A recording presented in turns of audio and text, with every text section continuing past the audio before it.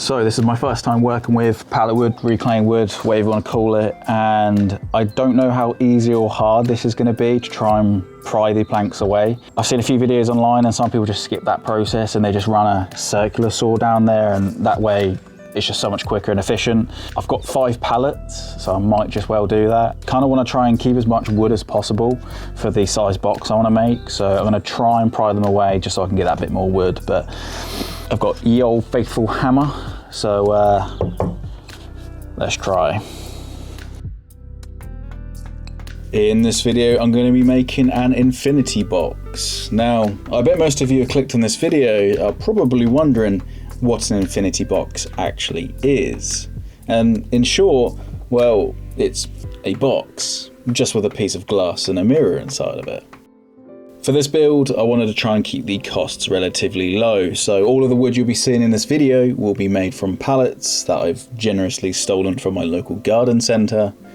Breaking them all down, it wasn't too bad. I just wish I had a crowbar for this, it would have made it so much more quicker. I think one of the things that puts people off most about using pallet wood is just the fear of hitting any of them hidden nails, staples, and let's be honest, anything else that's going to sneak into your power tools and break them.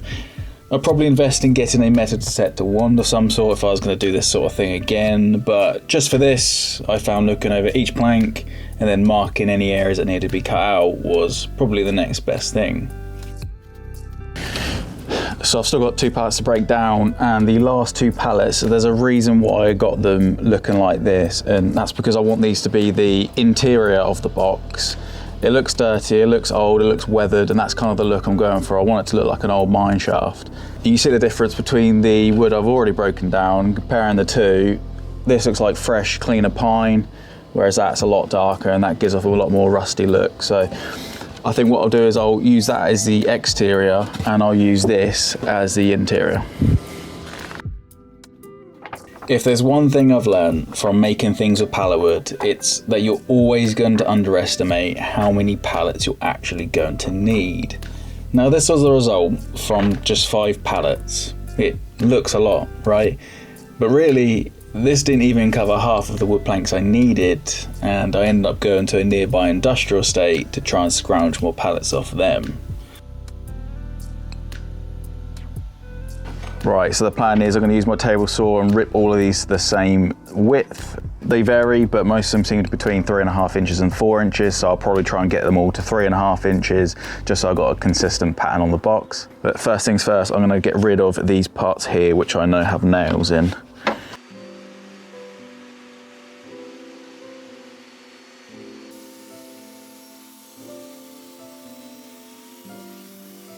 So now we've got a bunch of planks with a smooth and straight cut on both sides. I haven't done the ends yet. I'm going to do that with a miter saw after I've done this. I'm going to send them through a thicknesser just to clean them all up and get the more consistent thickness, because they do vary between these planks. Let's play a game of how many hidden nails my planer can find. Comment below your guess. If you guess correctly, then you can win my broken planer knives.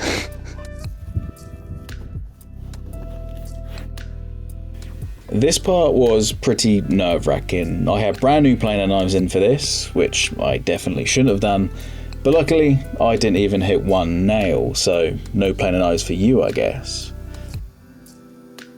I then lightly sanded down each plank, which took a lot longer than I'd like to admit, and then I went over to my miter saw to cut them all down to size.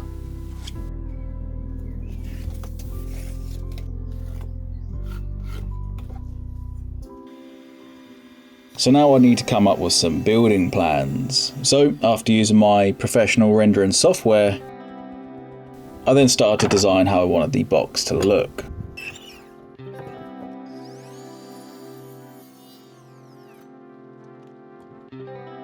So all the wood is cut and ready to assemble, but there's just a couple of things I want to do before I start that.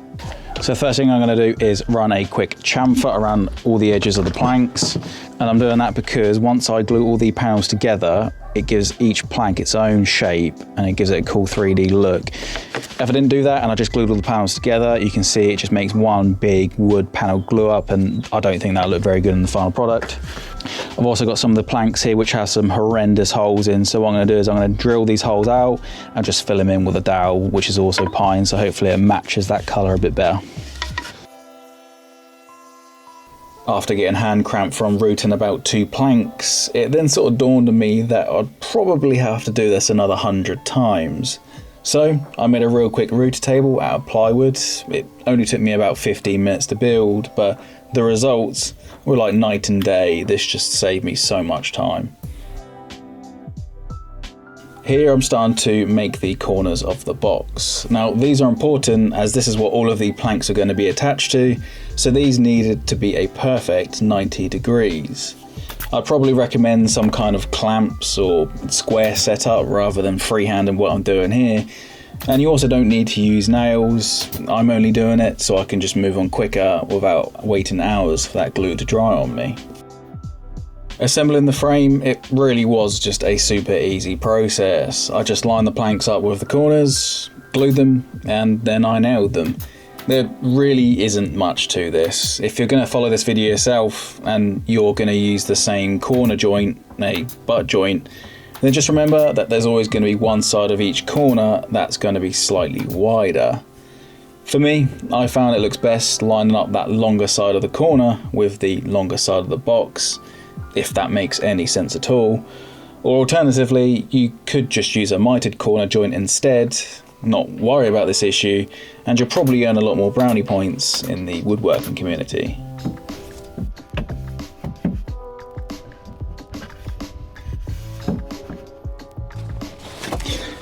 And there we go, the frame is done. Slight problem though. So it wasn't until I was doing the last 2 planks where my dad actually came round and he said, "That's pretty cool. How wide is it though?" And I was like, "It's 34 inches. And his response was, "Well, where are you going to put it? In the house or the garage?" And he said to me, "You know the gaps to the door frames are only 30 inches and this is 34. Yeah, I need to cut this down. I really don't want to do that." So I think what I'm going to have to do is I'm going to cut 2 lines, cut one there, probably about a 5 or 6 inch gap, cut them down and then push them together again, and then probably put some kind of plank here where I can then join the 2 pieces together from the inside and outside. Oh, I really don't want to do this.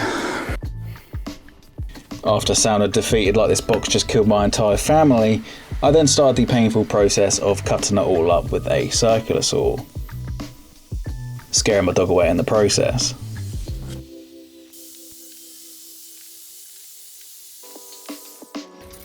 A cup of coffee and one unhappy dog later, I then went over to my table saw to rip all of the planks to 2.5 inches wide, followed by going over to the miter saw to cut them all to fit.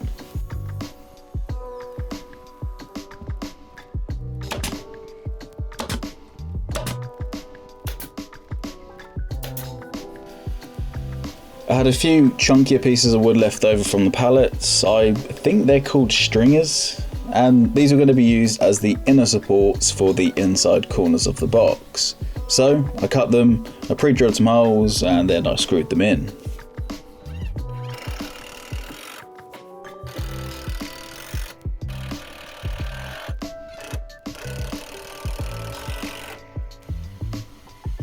The rest of the wood I had, I made these into corner shaped brackets. Now it's these that are going to be drilled into the inside sides of the box, and this is actually what the mirror is going to be sitting on. And it's also going to allow me material for me to shoot nails into when I go to attach my inner planks later as well.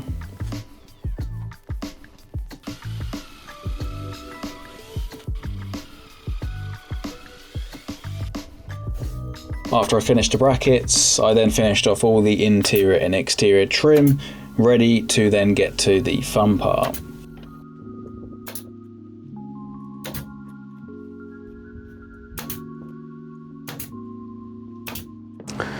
Right, so I've got the mirror here. I just bought this off Facebook Marketplace for I think £5, maybe 10 quid.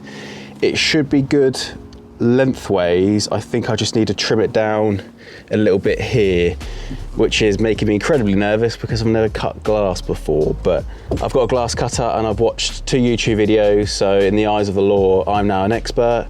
So yeah, let's try it.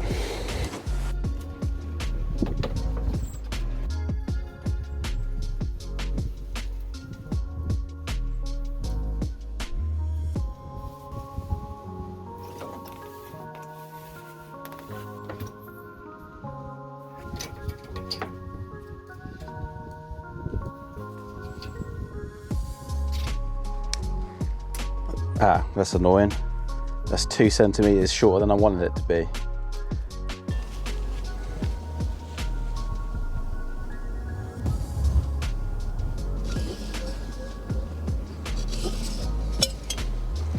The one thing that's really bugging me right now is the sun is going onto the glass and it's going straight into my face, and it's really irritating. Right, cool guy here to start cutting some glass. So apparently you just got to do one long pass. You don't go over it again. You just got to do one strong cut and then that's it. So, right, screw it, let's do it. I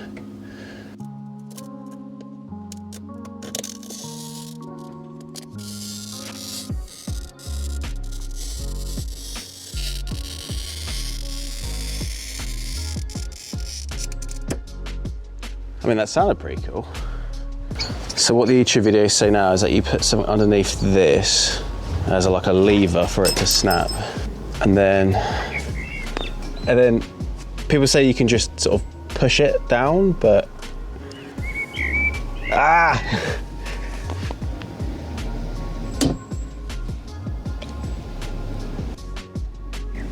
it worked. Hell yeah. That's freaking epic. After calming myself down just from cutting a piece of glass, I then screwed the wood brackets into place, and I also added some extra supports along the bottom. I think these brackets, along with all the other trim I added into the box, just made it a lot more structurally sound. Especially after making them big cuts down the sides of the box, it just made me a bit nervous to think, if this box got any heavier, is it just going to explode on me? But surprisingly, it's all kept together really well.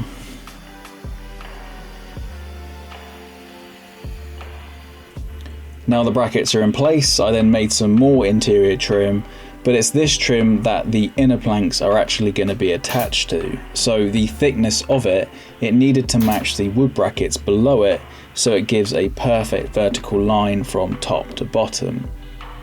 By doing this, I'm hoping the planks and the mirror have a seamless effect to it.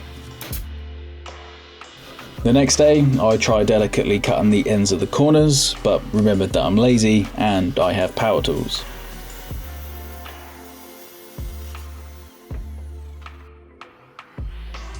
I then followed this up with sanding the whole box down, and I also filled in any noticeable gaps or cracks. And I just did this by collecting the fine dust I got just from sanding. I mixed this with a bit of glue into paste, and then I just squeezed that paste into the gaps and then sanded back over it. It's probably one of the oldest tricks in the book.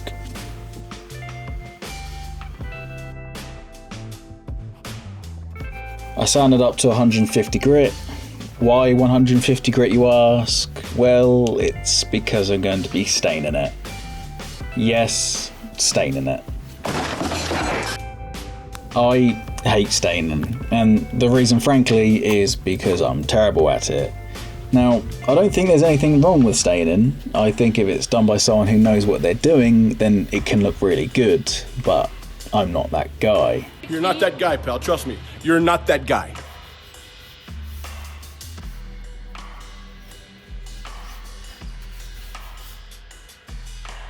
Right, so I've shaded the first side of the box and I hate it. It's way too dark, especially up here. I can tell already I put way too much stain on and I didn't wipe off in time, and it's completely darkened that wood. You can barely see the grain shine through the wood, so a bit darker than I was hoping. When I did a test sample for this, that's how it turned out. That almost looks like a walnut colour. And if I put them together, this is way darker than that sample, and it's definitely because I put way too much stain on, let's be honest. I think what I'm gonna do is I'm gonna stain the whole box anyway, and then sand it back down lightly, and hopefully get that grain come through a bit more, almost like that Japanese technique. I forget what it's called. It's Shitsuki Soiban or something, where you burn the wood and then you sand it back down. I think I'm gonna go try and do that effect, so let's see if we can get that.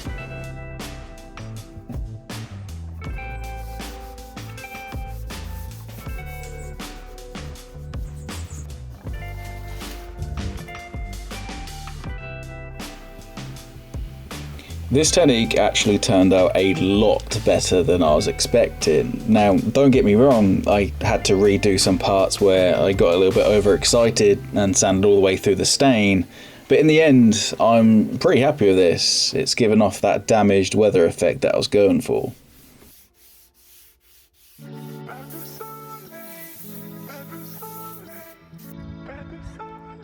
For the finish, I'm going to be using a Osmo Poly-X oil. If you know anything about me, you know I just put this on absolutely everything. I love this stuff.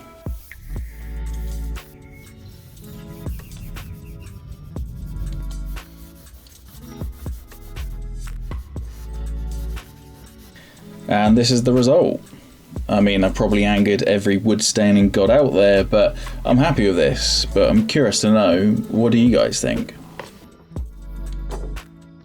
I installed the mirror and also the thin MDF sheet that came with it, just for a bit of extra support.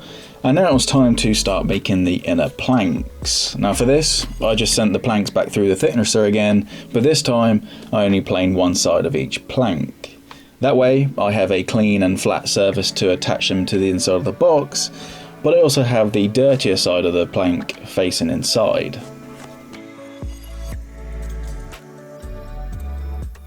But soon enough, I started to run low on wood again, and the only planks I had left over were some really weathered planks that had actually turned silver. For comparison, here is a side-by-side to a plank I'm gonna use, but it made me think, why not just dirty them up myself? So that's what I did. I sanded the surface, grabbed some soil, and then began giving the dodgiest massage of my life.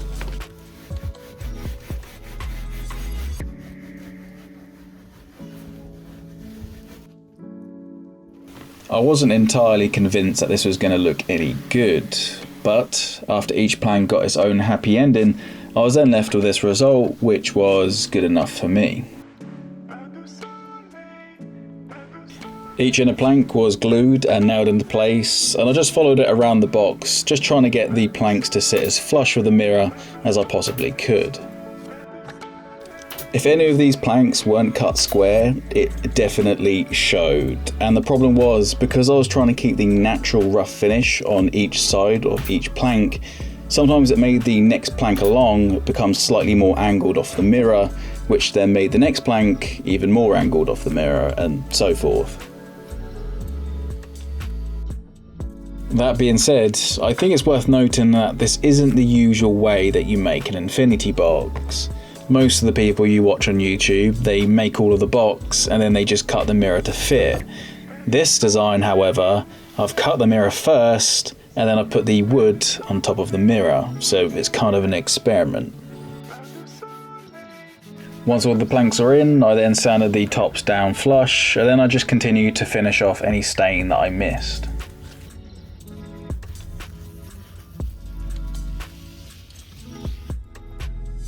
Now it's time to fill the box. So for the ladder, I'm using these aluminium U-hooks. I was originally going to use rebar and bend it, but because this box is already getting so heavy, I just decided not to. For the metal brackets, I use these flat strips of aluminium. Again, I could have used something like flat steel for a more authentic look, but I chose to save weight. For the pipes, I used 19mm steel piping along with the wall brackets to go with it. And then finally, the light, which is a cheap bulkhead light I just found on Amazon, and if anyone cares, I'll put a link to this in the description. So the plan is to paint all of these parts to try and make them look as authentic and rustic like old iron metal. But really, I just want an excuse to use my new angle grinder and annoy all of my neighbours.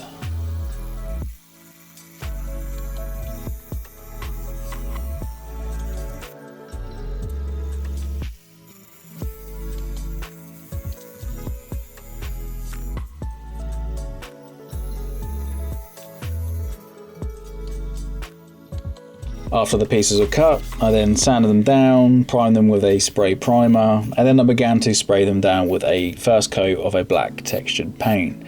I've never used texture paint before. I didn't know how good it was going to turn out, but after 2 coats of it and a coat of matte black spray paint, I was blown away about how much it looked and felt like a real piece of old metal.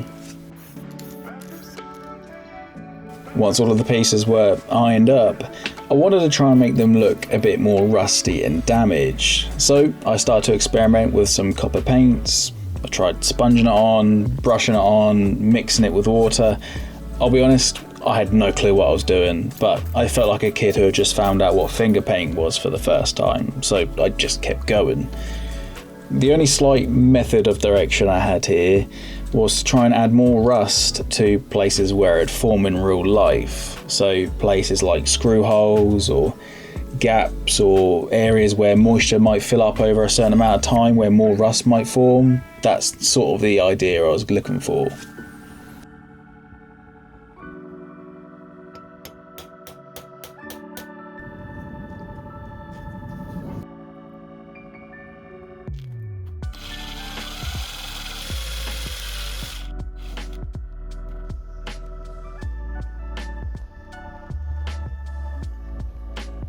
Now that's all done, it's time to start installing everything. Now this is really easy. I just marked out everything with a piece of chalk and made sure everything was evenly spaced out. Although it's not really essential, you just got to remember that however you position things in the box now, once the reflective glass is installed in at the top, the reflection is going to repeat everything that's inside of the box infinitely. So if it's wonky or uneven, or it's not even a symmetrical thing in the first place, then you're going to see that pattern in that reflection.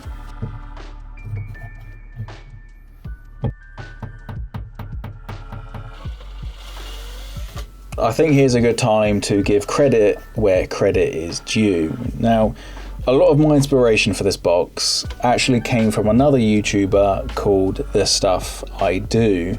On his channel, he has made, without a doubt, the best Infinity box that I have ever seen, and you'll see a lot of characteristics in this box to the one that he's built. I'll leave a link in the description for his video if you want to watch that, but the only downside to this video is that he never showed how he made it in the first place. It's more of a showcase of the final result, and the video is only about a minute long. So many people, myself included, just wanted to see how he actually made it, and that's why I decided to build one myself, and I'll show you guys how I made it. Anyway, back to the video.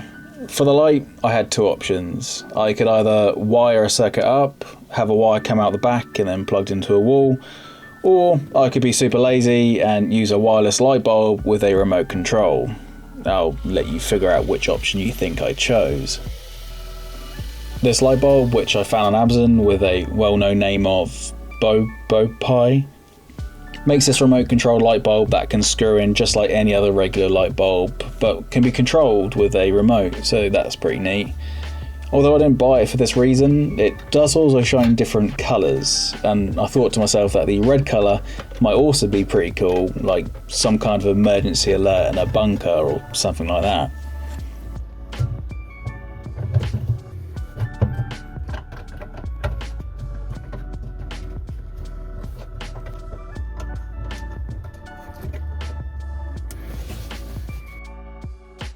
Now that's all installed, I started making some extra trim to go around the edge of the box before briefly being attacked by some bees. From here, it was just the usual job of routing all the edges, nailing them into place, but the only difference here is I'm going to be using a flush trim bit to get an even surface around the lid. Now I wouldn't usually do this because I do prefer a slight edge to a box, but the reason I'm doing this is that I'm also going to be adding a lid to the box, which you'll see in a minute.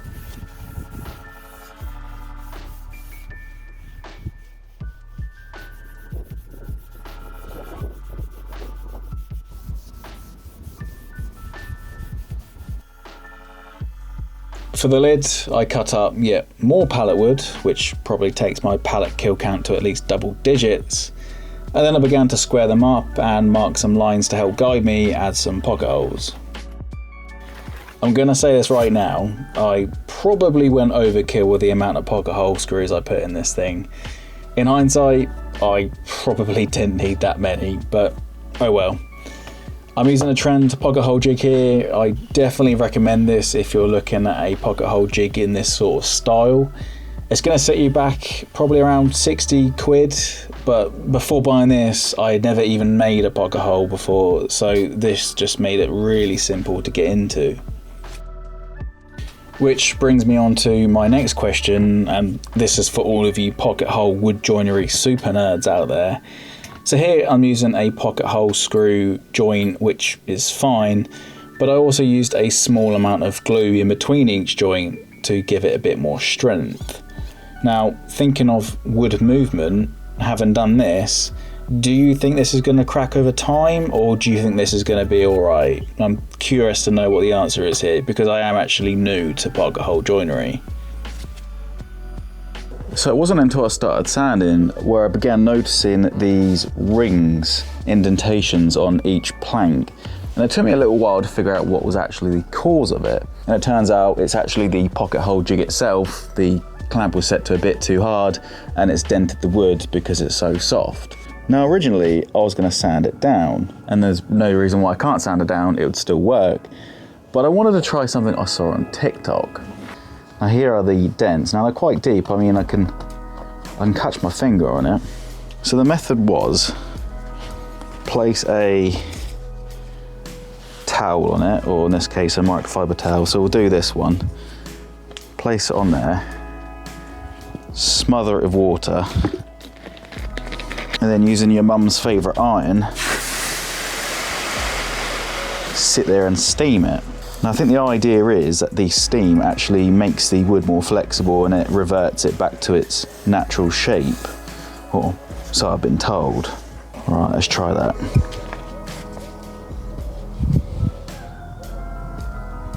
I mean, I can see where it was, but I mean it's hot to the touch, but it's pretty much gone. We'll wait for this to dry and we'll see what it looks like after. So it's had some time to dry now.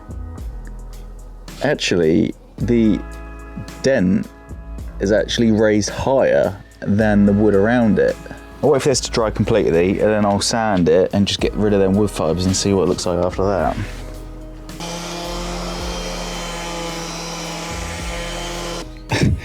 So that's where it was.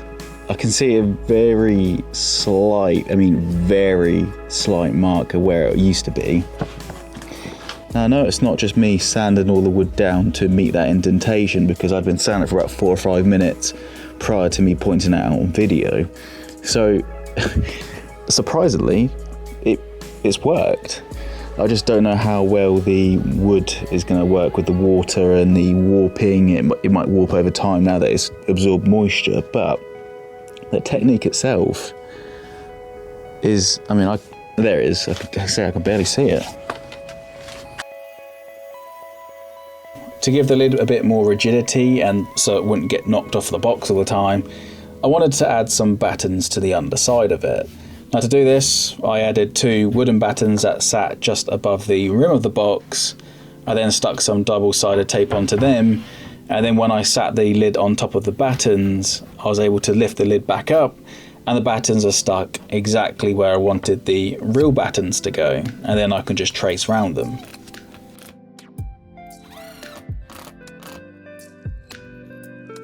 After a quick test fit, it worked perfectly and gave a small amount of wiggle room for any wood movements from the battens. And then after a quick stain and a quick finish and some installation of a couple of handles, it was now on to the final part. Moving on to the glass. Now, someone in my local area was taking apart their conservatory and they were giving away the glass panes from it for free. So I went over there and I picked one up. These were 6mm thick toughened glass that seemed perfect to put into my box. and the plan was to cut it to size just like how I did with my mirror. However, for all of you that have a little bit of knowledge about toughened glass, you'll probably know what's going to happen next, and you'll know that this is actually a terrible idea. And if you don't know about the complications with cut and toughened glass, then just sit back, relax, and enjoy the show.